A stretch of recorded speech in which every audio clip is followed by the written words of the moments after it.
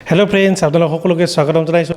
আৰু যিবিলাকে আজি ভিডিঅ'টো চাই আছে সেইবিলাকৰ কাৰণে কৈছোঁ, তোমালোকৰ কাৰণে আজি এটা বেষ্ট ভিডিঅ' হ'ব। কাৰণ আমি বহুতে নাজানো আচলতে ৱেবছাইট এটা কেনেকৈ বনায় আৰু ৱেবছাইটটো আমি বনাবৰ কাৰণে কি প্ৰচেছৰ মাজেৰে যাব লাগে, বহুতে নাজানো।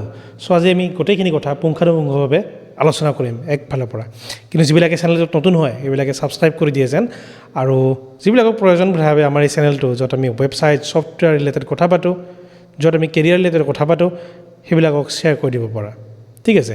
আৰু যিবিলাকে ৱেবছাইট ডিজাইনাৰ কৰিব বুলি ভাবি আছে বা ৱেবছাইট ডিজাইনাৰ হ'ম বুলি ভাবি আছে সেইবিলাকৰ কাৰণে ভাল খবৰ। কাৰণে মই প্ৰচেছটো কওঁ আচলতে, তোমালোকে ধৰক আৰ্টছৰ হওক, ছায়েন্সৰ হওক বা কমাৰ্চৰ হওক, ন' প্ৰব্লেম, যিকোনো ষ্ট্ৰীমৰ পৰাই আচলতে আমাৰ এই ৱেবছাইট ডিজাইনিঙত যাব পাৰে, ঠিক আছে। যদি আৰ্টছৰ পৰা আহিছা, চিন্তা কৰিব নালাগে যে ছায়েন্সৰ ল'ৰাটোহে যে ৱেবছাইট ডিজাইনিং কৰিব পাৰিব, এইটো ভাবি লাভ নাই।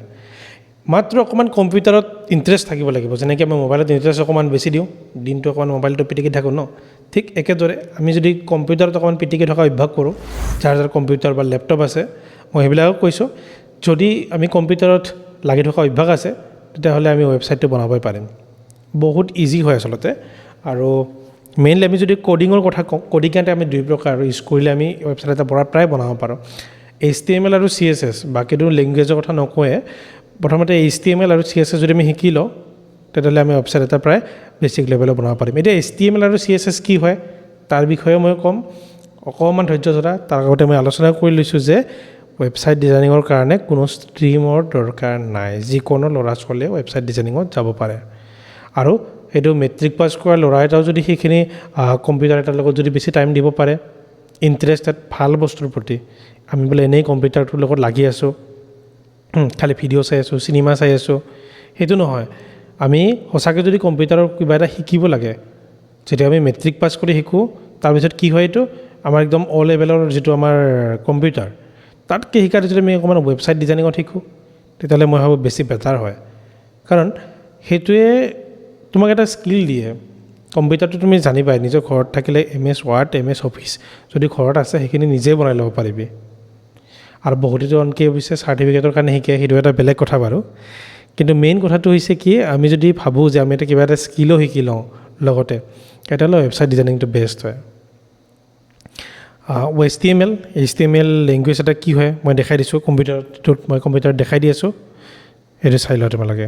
HTML আমি কিহত কৰিব পাৰোঁ? HTML কৰিবৰ কাৰণে আমি বিশেষ এটা প্ৰয়োজন নহয়। আমাৰ প্ৰত্যেকৰে কম্পিউটাৰত এটা নোট থাকে, নোটপেড থাকে।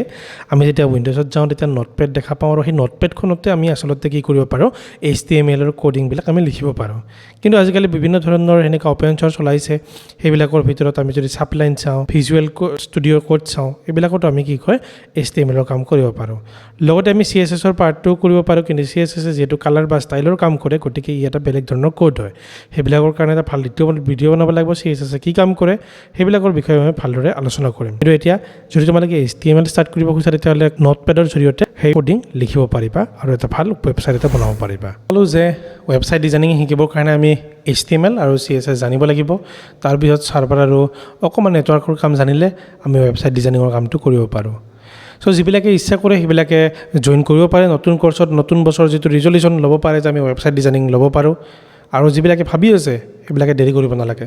যদি কিবা মনত প্ৰশ্ন আছে তেতিয়াহ'লে মোক কৰিব পাৰে, তলত থকা কমেণ্ট বক্সত কমেণ্ট কৰক, মোক প্ৰশ্ন সোধক। যদি কিবা প্ৰশ্ন আছে ৰিলেটেড যে ৱেবছাইট ডিজাইনিং কৰিবৰ কাৰণে আৰু কি জানিব লাগে, আৰু গ্ৰাফিক ডিজাইনে কেনেকৈ হেল্প কৰে, সেইবিলাকৰ কাৰণে মই নেক্সট ভিডিঅ'বিলাকত আলোচনা কৰিম। চ' আজিলৈ বিদায় লৈছোঁ। চেনেলটো তোমালোকে ছাবস্ক্ৰাইব কৰি দিবলৈ নাপাহৰিবা। লগতে যিবিলাকক প্ৰয়োজন বুলি ভাবা এই চেনেলটো সিহঁতৰ শ্বেয়াৰ কৰি দিবা। ধন্যবাদ।